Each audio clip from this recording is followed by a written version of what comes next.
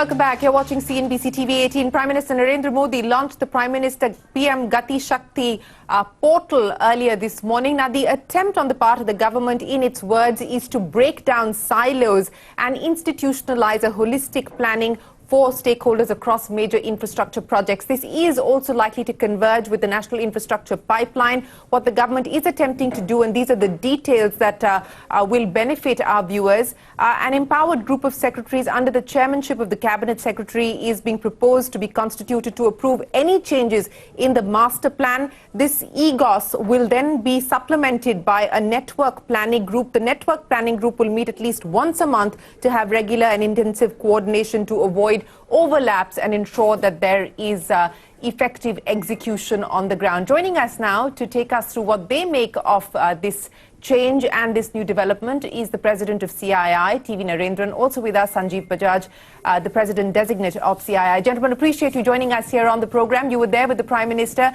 when he launched the PM Gati Shakti. Mr. Narendran, we've had attempts made previously under this regime and the previous one of creating project monitoring cells.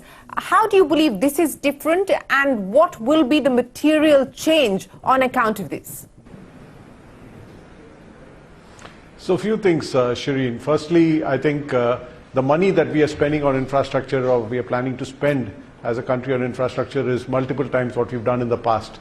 So I think it's in everybody's interest, and the Prime Minister himself mentioned that we have to make sure that the taxpayers' money is not wasted. So I think the intent is right, and but the action needs to get it right. Second is, I think there's a lot of use of technology, a lot of use of digital, to track the different projects, and hopefully there'll be more visibility on what's happening in different parts of the country. There's a promise of better coordination between the different ministries, the center and the state.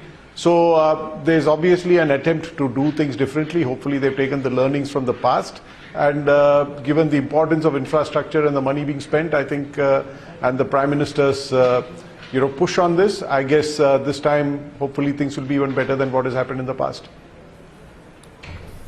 Right. Sanjeev Bajaj, let's talk about some of those targets that the government has set, and there are different targets across different ministries, whether it's road transport and highways, railways or shipping, and there are targets now set as far as 2024-25 are concerned. But to the point that Mr. Narendran was making about better coordination, not just between central government ministries, but also the centre and the state, because a large chunk of the approval process is with the states. Do you believe that this, if I could call it single window, could ensure that there is speedier execution, speedier implementation?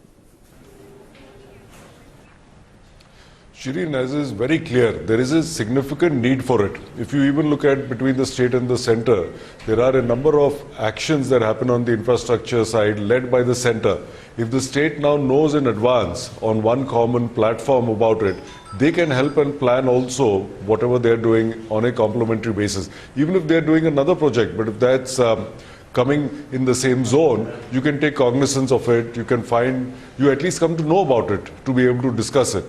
And the multiple layers of information that we understand have been made available should actually increase efficiency in the entire process of building infrastructure and reduce supply chain and logistical costs for industry. This can be a big saving over the coming years. Yes, it could be a big saving, and that is one of the key points highlighted by the Prime Minister, bringing down logistics costs, which we've previously spoken about, continue to be very high. Mr. Narendran, what's the ask from industry, specifically on issues like bringing down logistics costs in an environment today where fuel prices are running very high? What's the impact of that on industry today, and what's the hope as far as being able to bring down logistics costs are concerned? Yeah, so Shireen, I think at CII we've been talking about the fact that the cost of logistics in our country is 13 to 14%. In fact, the Prime Minister made mention of the number as well, whereas in the developed world it's much lower than that, maybe 6%, 8%. And when you look at competitiveness of Indian industry can be competitive within the factory gates, or they can take care of costs which they control. But there are a lot of costs outside the control of industry, and that's why government needs to step in and create infrastructure, which has been an ask of CII for a long period of time. So all these projects, the infrastructure projects that have been announced over the last couple of years or last few years, and this kind of a monitoring system, we hope will lead to more efficient delivery of these projects and hence a reduction in logistics costs. Coming to commodity prices going up and impacting costs, yes, that impacts the cost of construction.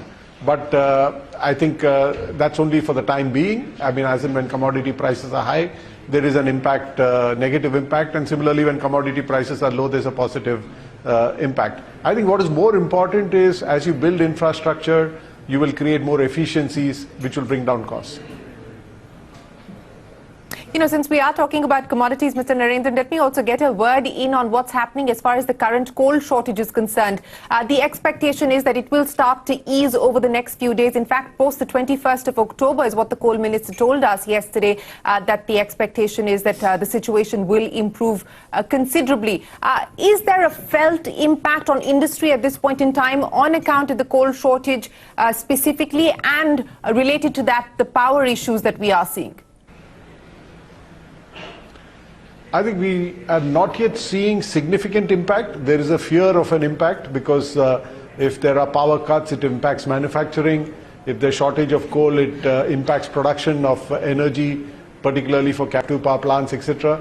So I think there is a concern, not yet hurt us significantly yet, but there is a concern because it's not just a problem in India, it's a problem globally. But I think there are a number of steps being taken. I think China has taken a number of steps to ease the pressure in China.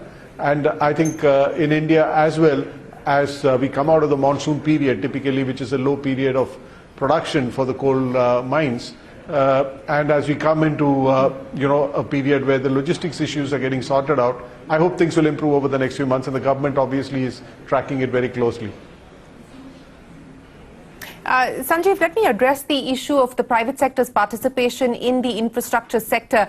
The government made it clear when it announced the National Infrastructure Pipeline that they expect the private sector to play a significant role and do a lot of the heavy lifting, while the government, of course, is going to be contributing by way of capex as well. As we move forward, we have seen the private sector come back to participation, at least in some sectors like roads and highways, aviation. What's the expectation now? Which are the sectors where you believe the environment is much more favorable for the private sector's participation, and where do you believe more work needs to be done? Shireen, very clearly the intent and the action of this government, and we've seen that in the last few years, is both to provide the opportunity to the private sector, providing the confidence, but also high expectations on delivery. They've acknowledged that public sector units have not necessarily all managed to go up the efficiency chain, but they are expecting that from the private sector. Clearly, roads, ports, new airports, number of new airports are being planned. Each one of these are infrastructural opportunities. We have seen railways starting to open up. That's another area. Defense has opened up in a significant manner, and all the related infrastructure that goes with defense as well. So there are a number of very opportunities as long as we see consistency of policy and support to the private sector by transparency, by reducing supply chain and related logistical costs as was presented today. It provides then a long, clear road for the private sector to invest or co-invest with the government and to develop this infrastructure for the country. Let me get both of you to address a more immediate term, short-term issue. The expectation now is that with utilization rates at above 70% across most sectors, that we are going to now see the start of private investment picking up. Sanjeev Bajaj, let me start by asking you, what's the sense that you get from the CII leadership at this point in time in terms of fresh investments being put in to set up fresh capacity? And we're on the cusp of the festive season. What is the story shaping up in terms of consumption and demand? Very clearly, Shireen, as far as the festive season, upcoming festive season is coming upon us, what we are seeing from a bunch of consumer manufacturers is they are gearing up for a 20 to 30% growth at least. So that seems to be quite positive. And the mood in general in industry is positive. We are seeing about a third of companies, if I remember the numbers right, that have already started making some additional investments, and another third that are ready to do that, I would say, in the next couple of quarters or so. A lot of people had some anxiety around the third wave. I hope I'm right that it is under control. There either won't be one or there will be a mild one at least in the next couple of months. That will create that confidence, because we'll then see a couple of quarters of steady growth in the economy, and those industries crossing capacity utilizations of 80% or so will start seeing new investment coming in. What is the situation in terms of credit offtake? Take me through what you are witnessing yourself across your companies. Steadily over the last 3 or 4 months, we've gone from growth numbers of 5, 7, 8% now to close to 20-25%. And at the industry level as well, we are seeing across multiple categories, whether with small, medium businesses or on the consumer side, continued increase in growth. So it is looking very positive right now. Okay, the mood is positive across India. Sanjeev Bajaj, TV Narendran, always a pleasure. Appreciate you joining us here to take us through what you make of the PM Gati Shakti launch, what it could do in terms of bringing down operational costs, improving efficiency and enhancing the infrastructure pipeline targets that the government has set out. Thanks very much for joining us. We will take a break.